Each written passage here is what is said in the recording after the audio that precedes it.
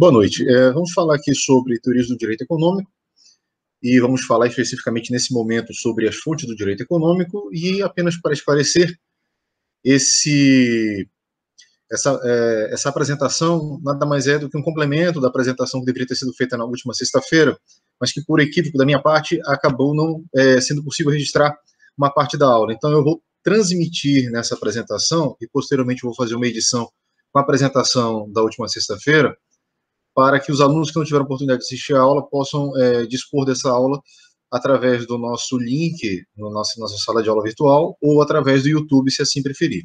Muito que bem. O direito econômico, enquanto uma disciplina do direito, ele também tem como fontes a lei, os costumes e a jurisprudência. Sendo a lei a fonte primária, os costumes e a jurisprudência as fontes secundárias, que informam o direito econômico, né? A lei, ela tem por premissa o fato de ter a economia um relevo jurídico e, por esse mesmo motivo, o legislador se ocupou de regular a atividade econômica através de um conjunto de normas que visa garantir que, de acordo com o que prevê a Constituição, no que tange o direito econômico, a ordem econômica seja posta, mas observando os princípios que estão ali elencados na Constituição. E, com isso, evitar distorções, evitar antinomias, que é o que menos interessa para a paz social, né, e a harmonia social. E, como nós sabemos, toda atividade econômica, ela encerra em si uma atividade dinâmica, porque ela consiste num sistema de trocas, de perdas e ganhos, de barganha, de trade-offs, e tanto por isso, os fatos que estão no entorno da atividade econômica são muito dinâmicos também. E aí surge a necessidade de a lei se adequar à medida em que esses fenômenos vão se manifestando, se não pela própria aplicação da norma, através da incorporação dos costumes, né, a sua recepção pelo legislador e a transformação desse fato em um novo conjunto de normas. Igualmente também nesse ponto, nós temos a jurisprudência como fonte do direito econômico, porque na medida em que falha o método de interpretação ou da forma de aplicação da lei, né, caberá ao jurista, né, caberá ao julgador dizer de que modo aquela norma será aplicada. Muito bem, né? Então, tendo essas premissas colocadas, né, no início desse nosso encontro, a pergunta que eu lhes faço é: a interpretação dada por um tribunal sobre a atividade, sobre uma determinada lei, pode influenciar diretamente o planejamento da atividade econômica? Eu penso que sim, e a todo instante nós somos informados pelo sistema de comunicação, pela imprensa, de decisões dos tribunais superiores que acabam tendo repercussão imediata na vida das pessoas, como, por exemplo, a decisão sobre a não incidência de PIS/COFINS na mesma base do ICMS, né? Uma decisão que agora suspendeu o julgamento de um processo que tratava da correção do FGTS, que previa um rombo nas contas públicas da ordem de 250 bilhões de reais. Todas essas são manifestações de decisão judicial que pode causar impacto na vida econômica, né? E, por via de consequência, na vida de cada um de nós, uma vez que toda afetação que se verifica no campo macroeconômico acaba tendo reflexo imediato no campo microeconômico, que é onde nós estamos situados. Muito bem. E aí, ao falarmos da lei como fonte primária, nós vamos observar que a Constituição diz, no artigo 24, que a competência da União, dos Estados e do Distrito Federal, ela é concorrente em termos de direito econômico, né, e das seguintes matérias, né, direito tributário, financeiro, penitenciário, econômico e urbanístico. E diz ainda que, em nome da legislação concorrente, a competência da União limita-se a estabelecer normas gerais. No parágrafo 2º, que a competência da União para legislar sobre normas gerais não exclui a competência suplementar dos Estados. No parágrafo 3º, inexistindo lei federal sobre normas gerais, os Estados exercerão a competência legislativa plena para atender às suas peculiaridades. A superveniência de lei federal sobre normas gerais suspende a eficácia da lei estadual naquilo que lhe for contrário. E aí, no artigo 22, anteriormente a esse, nós vamos observar que, no que tange também a questão econômica, aquilo que versar sobre política de crédito, câmbio, seguro, transferência de valores, comércio exterior e interestadual, e diretrizes de política nacional de transportes, além do sistema de poupança, captação e garantia de poupança popular, que serão competências privativas da União, ou seja, nesse momento o legislador coloca a União como autoridade responsável em definir as regras macroeconômicas, uma vez que poupança, garantia, poupança popular, política de crédito está atrelada ao campo macroeconômico e tem impacto imediato na vida das famílias brasileiras. Tá? Feito essas considerações, passemos então ao nosso próximo slide, que trata da questão relativa à competência dos municípios. Os municípios, no que diz respeito à competência para legislar acerca de matéria econômica, ela é suplementar em relação à legislação federal e à estadual naquilo que couber, ou seja, havendo espaço normativo, né, um hiato dentro da norma, e que permita ao legislador municipal tratar sobre a questão econômica, ele poderá fazê-lo. Sempre observando que essa norma nunca poderá se opor àquilo que foi tratado em regras gerais pela União, conforme dispõe claramente o artigo 24 da Constituição. Então, se existir norma geral da União, que é uma lei nacional, né, ou própria da União, que é uma lei federal, os estados e o Distrito Federal poderão criar normas suplementares, né, salvo se não existir lei federal sobre normas gerais, quando a competência se torna plena, ou então, se aquela lei federal foi criada supervenientemente, suspenderá a eficácia da lei estadual no que for contrário. E, de forma suplementar, os municípios poderão legislar sobre temas de direito econômico. Bom, e aqui nós trazemos alguns exemplos de normas de direito econômico e que regulam a atividade econômica dentro daquilo que nós consideramos mais essencial. Como, por exemplo, nós temos aqui a lei que regula o mercado financeiro, a lei que regula o mercado de capitais, a lei que regula o mercado de valores imobiliários, a lei das sociedades anônimas, a lei da defesa do consumidor, a lei que trata do abuso de poder econômico, e aí faço um pequeno apêndice, porque existe uma lei para tratar do abuso do poder econômico, porque o abuso de direito consiste também, quando você exerce seu direito, desvirtuando a finalidade econômica dele, não apenas social, consoante nós vamos observar na dicção do artigo 187 do Código Civil. Daí porque a necessidade também de você regular o poder econômico para que, através do exercício desse poder, não haja abuso. Ok? Nós temos também a lei de propriedade industrial, e que também regula a concorrência desleal. Temos a lei complementar 105, que trata sobre sigilo de operações financeiras, e a lei 11.101/2005, que trata da lei de recuperação de empresas em falência. E nesse particular, vale aqui uma nota interessante. Dentro do Código de Processo Civil existe a figura do administrador judicial, que é um dos atores que cooperam para a atividade judiciária, sendo posto como uma forma de uma espécie de representante do juízo dentro daquela empresa que está em recuperação judicial, ou que está dentro de um litígio o mote verse sobre a gestão da própria empresa. O fato é que apenas a Lei 11.111/2005 é que possui em seus dispositivos a definição do que vem ser administrador judicial e quem são as pessoas que podem exercer esse mistério. Então, se futuramente vocês estiverem diante de um litígio e necessitarem de dizer quem é e o que faz o administrador judicial, vocês podem se socorrer da redação da Lei 11.101/2005, que é a Lei de Recuperação de Empresas e Falência. Muito bem. E a seguir, nós vamos aqui fazer algumas considerações sobre o que vem ser escolha racional e eficiência e bem-estar social. Do ponto de vista econômico, toda escolha que você faz dentro de um universo limitado de ofertas é uma escolha racional. Não importa se essa escolha vai trazer maior ou menor ganho para o indivíduo, o fato é que o indivíduo, ao escolher, ele está está tomando uma decisão racional, porque naquele momento aquela decisão é a que melhor se adequa aos interesses dele, é a que melhor maximiza as potencialidades daquilo que ele pretende oferir com a escolha que ele está tomando. E essa mesma forma de observação, ela também pode ser aplicada ao campo jurídico. Uma vez que, juridicamente, nós avaliamos a conduta moral do agente na escolha ou não, da prática ou não de um determinado ilícito, né, do ponto de vista econômico, ainda que eu cometa um ilícito, essa minha escolha é uma escolha racional. Porque, na prática do ilícito, eu posso estar observando a possibilidade de ter ganhos muito maiores do que não praticar o ilícito. Daí porque dentro do direito, da análise econômica do direito, existe o que nós chamamos de economia do crime. Ou seja, o indivíduo estaria disposto a praticar um ilícito se ele tiver convicção de que da prática daquele ilícito resultará um maior benefício para ele do que a não prática daquele ilícito.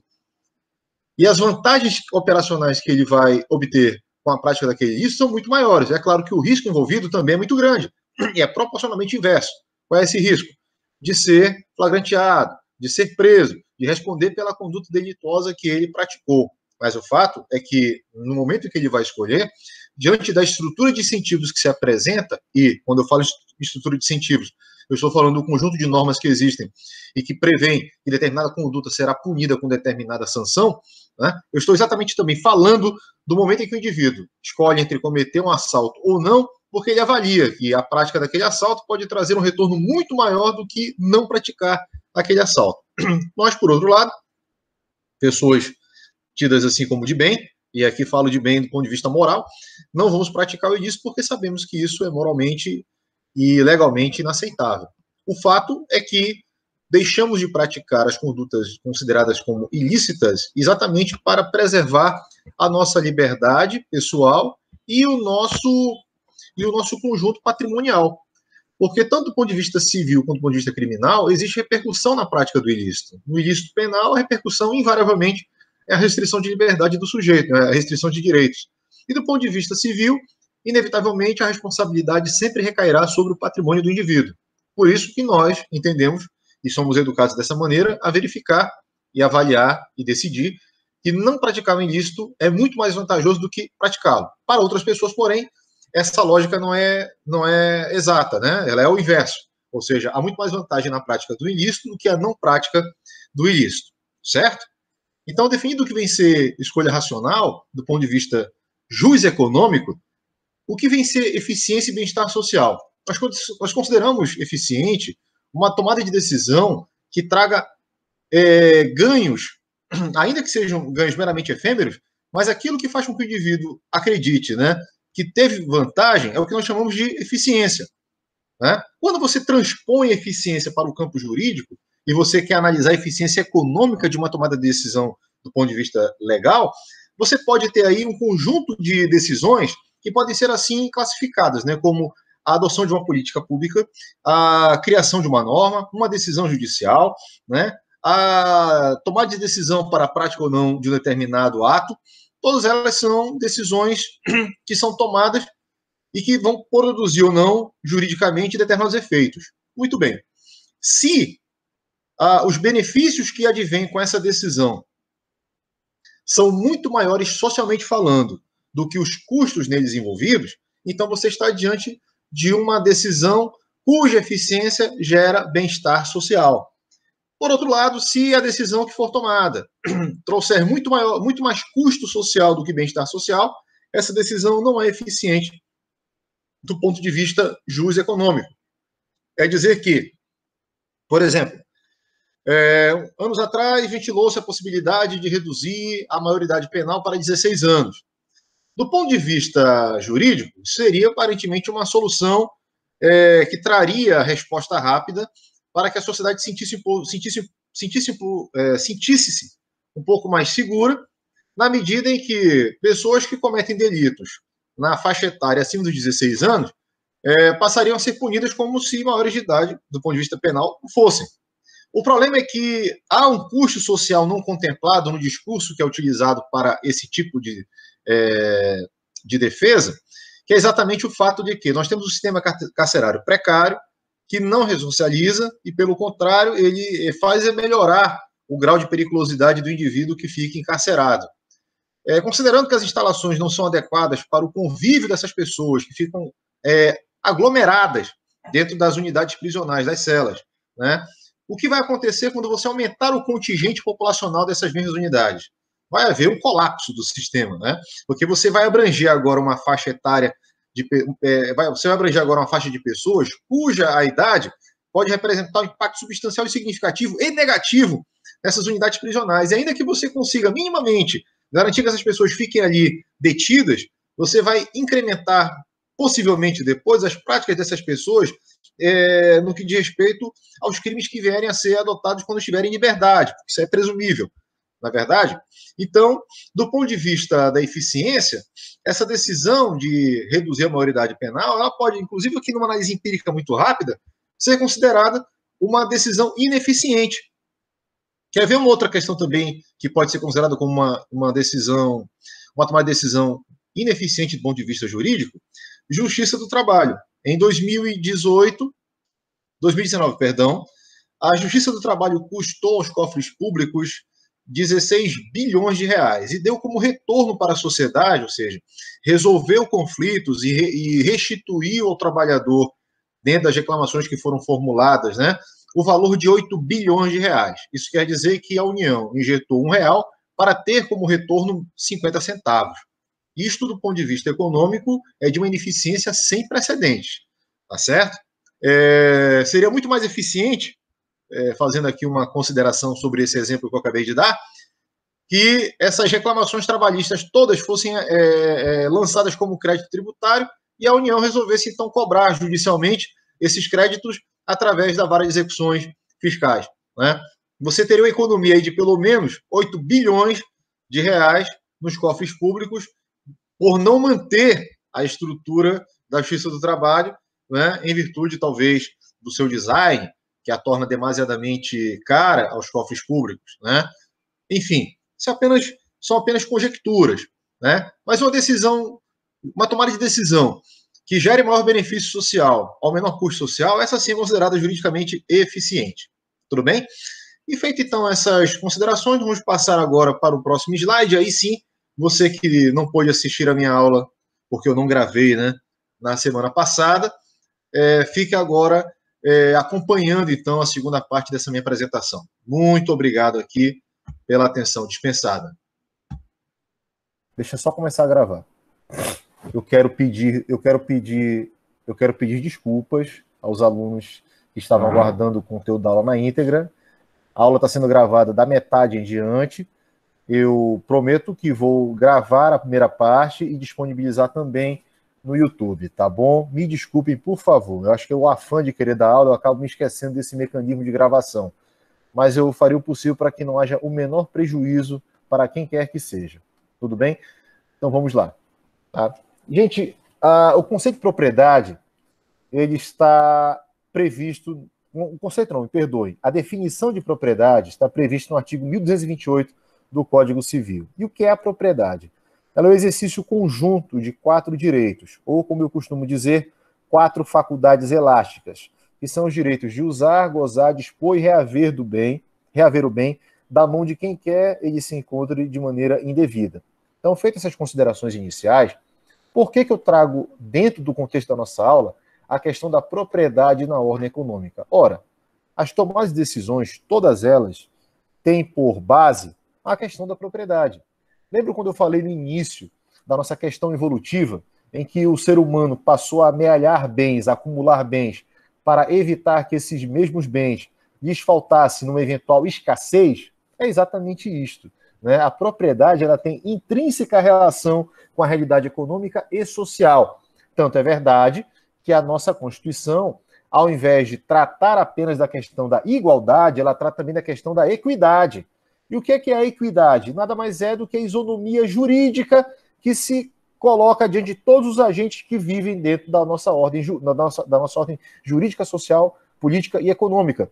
Ou seja, a despeito da lei ser igual para todos, né, a lei ainda traz para a ordem jurídica a equidade, que nada mais é do que dar garantias jurídicas àqueles que, dentro de uma estrutura socioeconômica, estão mais afastados, né, da questão do patrimônio, da questão financeira, né, estão alijados do sistema de circulação de riqueza, estão na base da pirâmide pela sua hipossuficiência econômica. Então, essas pessoas precisam ter respaldo normativo para que elas, pelo menos do ponto de vista jurídico, elas se tornem iguais. Então, no momento que isso acontece, surge a equidade, que é a igualdade entre sujeitos que se dá em virtude do que se prevê a norma, tá certo? Daí, então, você passa a entender que, uma vez que o sistema de circulação de riquezas nada mais é do que um mecanismo de trocas, né? Um trade-off, onde existem perdas e ganhos, você vai considerar exatamente o quê? O relevo que a propriedade tem para a definição da ordem econômica. Então, a circulação de riquezas, que nada mais é do que transferência de propriedade da mão de um para outro, é justamente isso, tá certo? E o Código Civil traz essa definição do que vem ser a propriedade, porque considera a propriedade tudo aquilo que você pode dispor, tudo aquilo que você pode usar, tudo aquilo que você pode fruir e tudo aquilo que, uma vez que não esteja na sua mão, porque ele foi retirado de forma indevida, você tem a capacidade e o direito, a legitimidade de ir a quem de direito e reclamar a devolução daquilo que é seu. Tá certo? Isso, então, é a definição de propriedade prevista no Código Civil, no artigo 1228. E por que eu trouxe isso aqui? Né? Exatamente para o seguinte. Aí eu vou lançar a pergunta para vocês, né? A função jurídica da propriedade amplifica a função econômica da propriedade? Traduzindo, vocês acham que a regulação do patrimônio, ele tem a capacidade de ampliar a função econômica desse mesmo patrimônio? É muito melhor você comprar um bem com origem ou um bem sem origem? É muito melhor você comprar um bem regulamentado ou um bem não regulamentado? É melhor você comprar um bem que tenha escrituração ou que não tenha escrituração? Né? A regulamentação.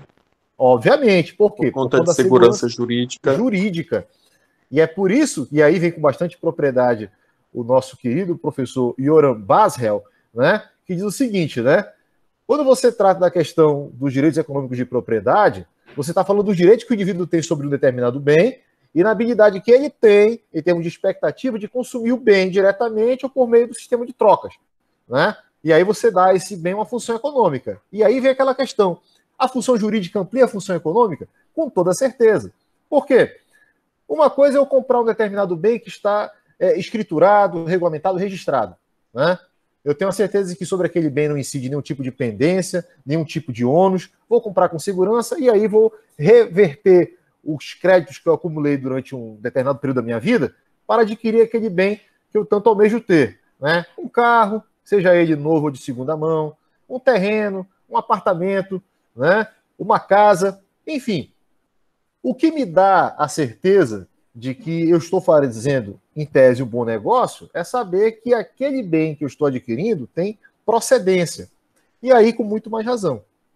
Os bens que têm procedência, ou que estão atrelados a uma função, ou que estão atrelados a uma segurança jurídica, eles, obviamente, vão custar muito mais do que aqueles bens que você não tem segurança jurídica. Exatamente por quê? Pelo fator segurança.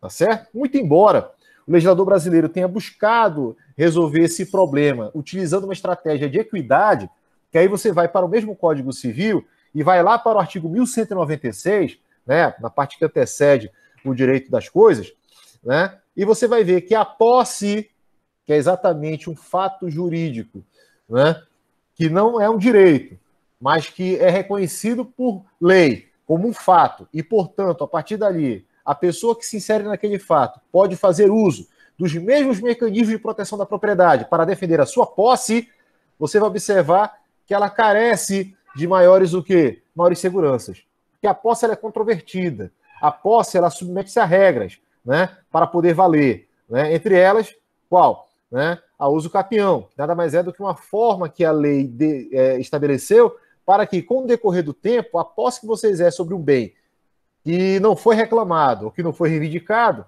possa ser sua, né? Então, até a Juliette parece que explicou isso no Big Brother de uma forma bem interessante, né?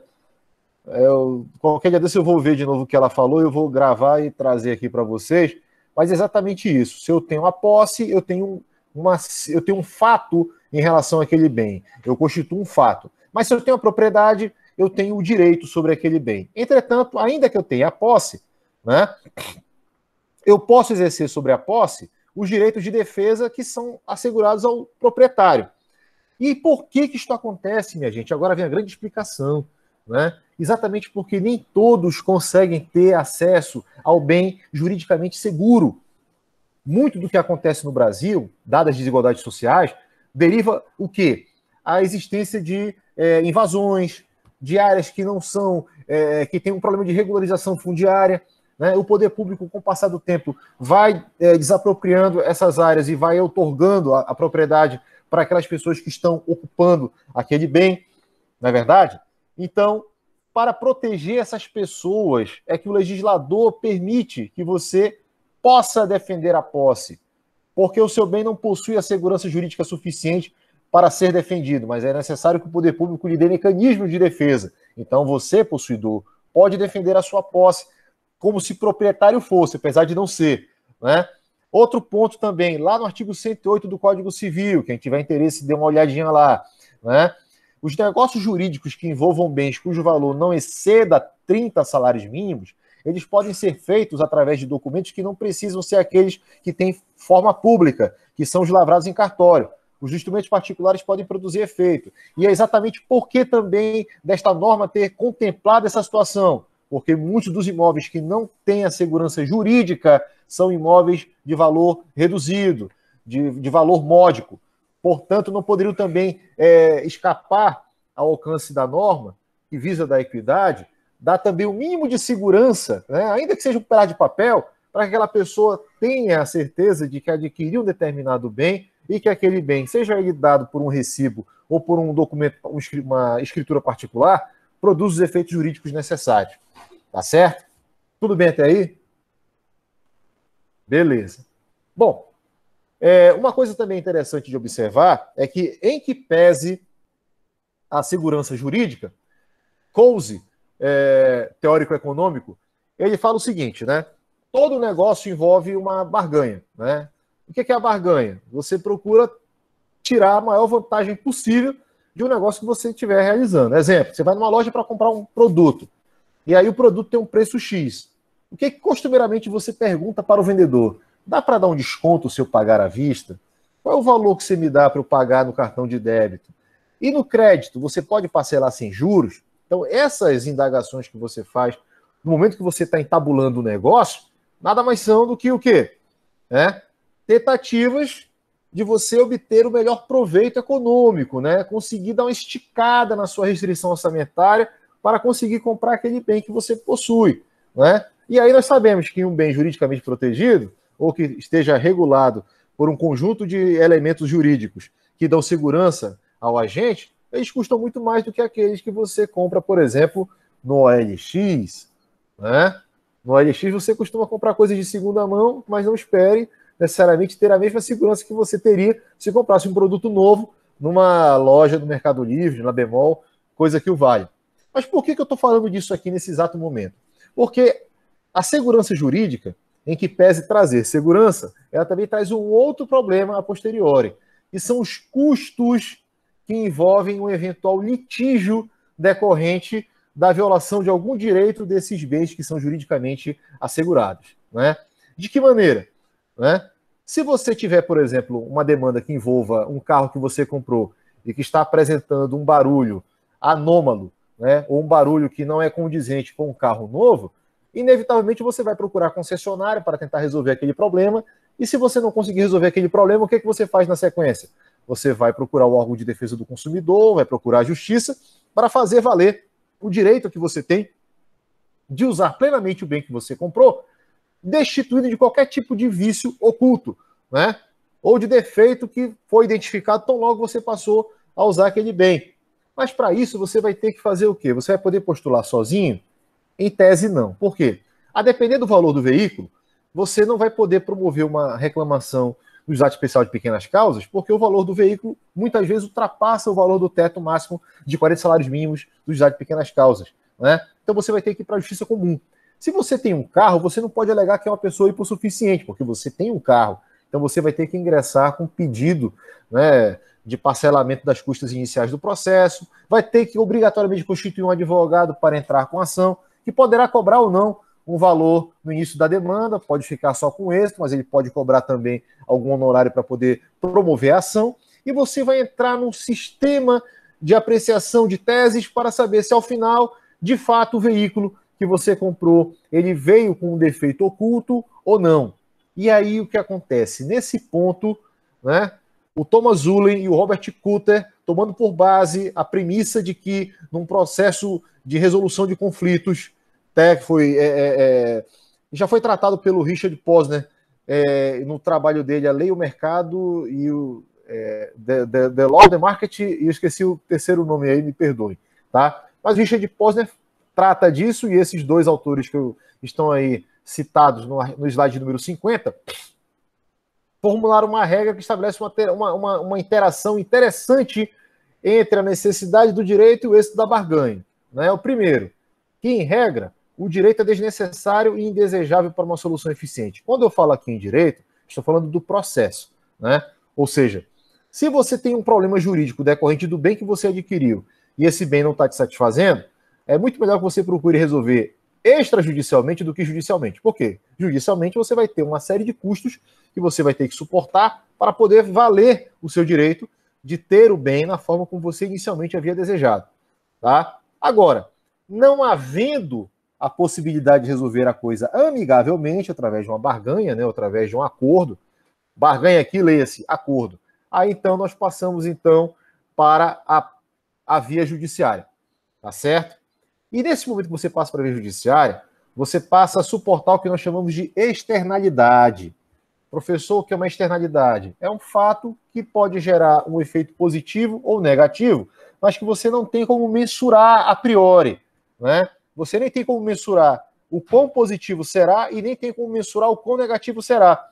Mas em termos judiciários brasileiros, eu posso falar de externalidades negativas. 3 são elas. Quem quiser tomar nota pode anotar. Né? A morosidade, a onerosidade e a imprevisibilidade. Morosidade porque nós sabemos que o nosso judiciário é atolado de ações. Né? Um juiz chega a ter na sua vara algo em torno de 6 mil processos. Volumes titânicos de processo. Né? Para 1 ou 2 juízes analisarem, não tem como, é complicado. Né? Então o processo vai naturalmente demorar na sua análise. Segundo ponto, onerosidade. Para que você promova uma ação, você vai ter que ter custos que serão suportados com advogado, com cartório, com o judiciário, oficial de justiça, taxas, emolumentos e outros. E terceiro, imprevisibilidade. Isso é um problema seríssimo, que traz mais insegurança do que qualquer outra coisa. Você não sabe, ao final da demanda, qual será o resultado a ser dado à provocação que você fez. Se a ação será julgada procedente ou será julgada improcedente. E aí você vai ter que conviver com esses 3 vetores de externalidade ao longo do processo. É uma ação que poderia ser resolvida em 90 dias, pode levar 2 anos, pode levar 6 anos até. O tempo médio de tramitação de um processo no judiciário amazonense é de 6 anos, considerando a primeira e segunda instância e também a natureza da demanda, tá certo? 6 anos para você resolver um conflito jurídico. É claro, existem demandas que são resolvidas de forma muito mais simples, mas as demandas que são um pouco mais complexas, né, que envolvem, por exemplo, direito de propriedade, com certeza vão demorar muito mais. Tá certo? Tudo bem até aí? Beleza. E aqui, gente, deixa eu ver aqui.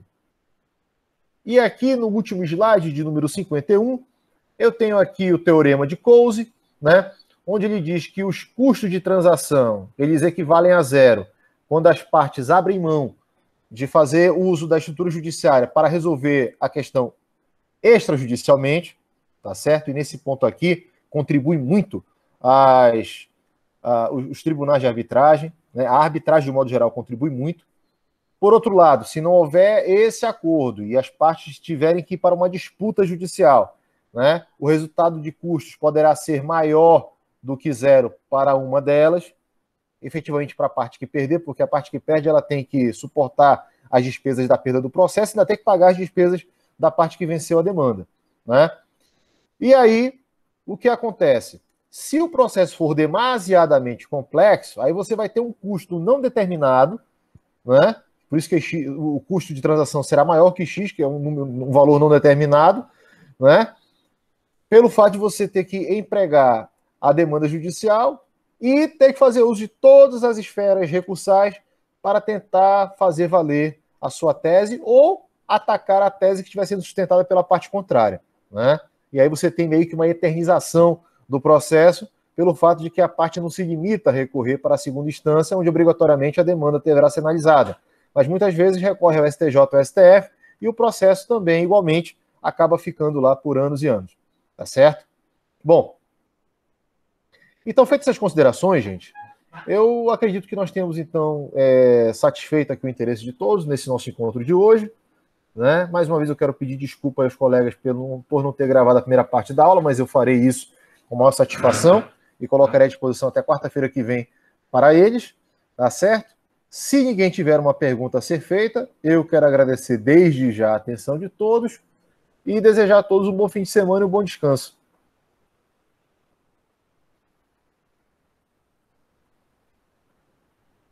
Tudo bem, então? Um bom fim de semana para todos, viu? Bom descanso e bom trabalho. Até mais.